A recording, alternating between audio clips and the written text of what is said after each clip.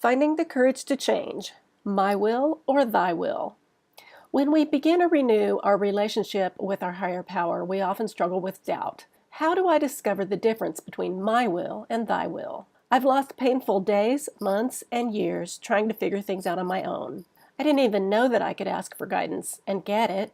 I didn't know that Source is broadcasting all the time. The guidance is there, but I have to learn to tune into it. I've discovered that listening to my higher power is a skill. If I want it to become easier, then I must practice every day.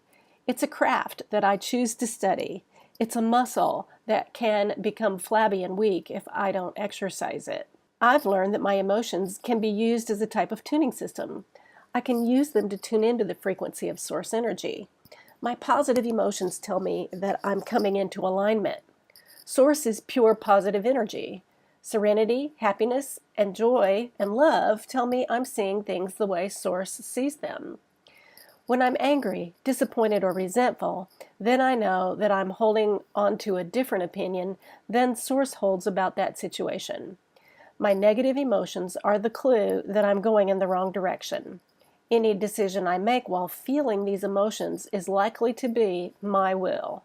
Every morning I get a new opportunity to make sure that I tune into Source Radio. I want to get up on the right side of the bed, so I start my day with thoughts of gratitude and prayers for guidance. Before long, I can't wait to get my day going. I tuned into Source, and it's going to be a great day.